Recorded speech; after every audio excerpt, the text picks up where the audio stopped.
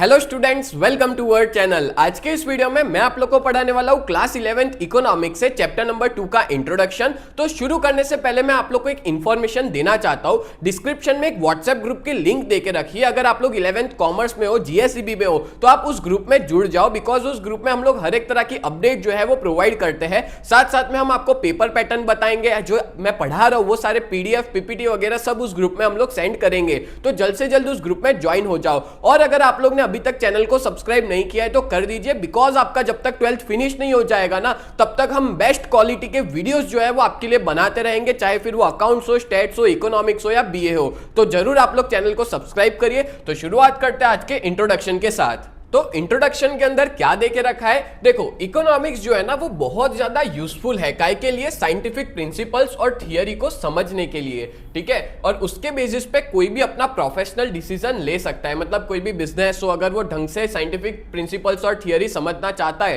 तो इकोनॉमिक्स के थ्रू हम लोग बहुत आसानी से समझ सकते हैं और उस बेसिस पे हम हमारा डिसीजन भी ले सकते हैं। आगे बात करें तो आपको बता दूं कि रिवेन्यू और कॉस्ट ये जानना भी बहुत ज्यादा जरूरी है। आपको पता है ये वाला आपका चैप्टर नंबर 5 है, रिवेन्यू और कॉस्ट वाला। तो उस चैप्टर में हम लोग पढ़ेंगे कि रिवेन्यू क्या होता है, कॉस्ट क्या होता है, कितने तरह की कॉस्ट होती है। साथ साथ में आपको यह भी जानना जरूरी है कि डिमांड क्या होता है, जो आपका चैप्टर नंबर 3 है, सप्लाई जो है वो आपका चैप्टर नंबर 4 है। ये सारे कंसेप्ट जो है वो यूज होते हैं अलग अलग टाइप्स की इकोनॉमिक एक्टिविटीज में। तो ये सारे कंसेप्ट आपको जानने जरूरी है। आगे बात करें तो बहुत सारी इकोनॉमिक्स की थियरी जो है वो बिजनेसेस को हेल्प करती है उनके डे टू डे डिसीजंस लेने में। जैसे कि प्राइस डिटर्मिनेशन हो गया कि कोई भी बिजनेस को प्राइस कैसे डिसाइड करनी चाहिए, मतलब जो भी वो प्रोडक्ट को बेचते हैं, चाहे गुड्स बेचते हैं चाहे सर्विस बेचते हैं, उसका जो भाव है, प्राइस है, वो कैसे डिसाइड करनी है। वेज डिटर्मिनेशन यानी कि जो भी लेबर वगैरह काम करते हैं उनके यहाँ पे उनको क्या वेजेस देने हैं। फिर employment of various factors of production. ये सारे कंसेप्ट पढ़ने बहुत ज्यादा जरूरी है और वो इकोनॉमिक्स से बहुत ज्यादा ईजी हो जाता है। तो कोई भी बिजनेस अपने डे टू डे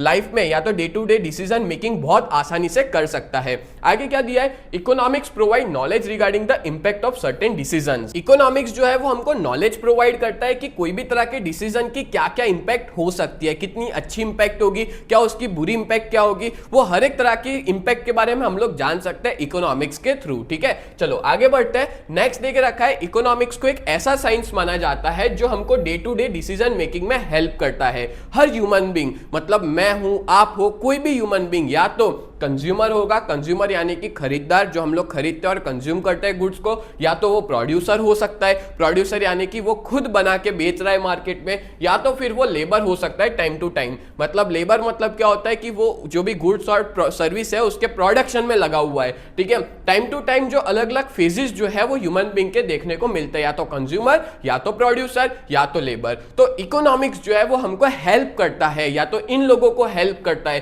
कि कैसे ये लोग अपने रैशनल डिसीजंस ले सकते हैं। रैशनल मतलब होता है लॉजिकल डिसीजंस, जिसकी वजह से मैक्सिमम गेन मिले, मतलब ज्यादा से ज्यादा फायदा हो, और कम से कम कॉस्ट हो, मतलब कम खर्चे में ज्यादा फायदा देखने को मिले। और वो किसके थ्रू हो सकता है, इकोनॉमिक्स के थ्रू हो सकता है। तो ये तो मैंने आपको पूरा इंट्रोडक्शन समझा दिया, बट आगे मैं आपको बता दूं कि इस चैप्टर में हम लोग कौन से टॉपिक्स जो है वो पढ़ने वाले हैं। तो मैं आपको बता देता हूं। देखो हम लोग ने एक तो इंट्रोडक्शन वाला लेक्चर कर लिया जो लेक्चर 1 था, उसके बाद लेक्चर 2, लेक्चर 3, 4, 5, 6, 7 और 8, टोटल 8 लेक्चर होंगे। अगर आप ये 8 वीडियोस देख लेते हो तो आपके पूरा का पूरा चैप्टर जो है वो एकदम क्लियर हो जाएगा। जैसे मेरा नेक्स्ट लेक्चर होगा प्राइस और वैल्यू पे, फिर गुड्स और सर्विस क्या होता है, उसके क्या टाइप्स है, फिर meaning and wealth, characteristics of wealth, types of wealth, meaning of welfare और वेलफेयर के टाइप्स भी आ जाएंगे। फैक्टर ऑफ प्रोडक्शन, जो 4 फैक्टर्स ऑफ प्रोडक्शन है वो भी समझाऊंगा। फिर meaning and phases of trade cycle. तो इसमें पूरा का पूरा जो चैप्टर है वो क्लियर हो जाएगा आपका। तो ये सारे वीडियोस एक के बाद एक करके जरूर देखना। तो उम्मीद करता हूं ये पूरा इंट्रोडक्शन वाला वीडियो आपको हेल्पफुल रहा होगा। तो ऐसे ही वीडियोस देखने के लिए आप लोग हमारे चैनल को सब्सक्राइब करें। तो मिलते हैं नेक्स्ट वीडियो में, तब तक के लिए bye and thank you so much.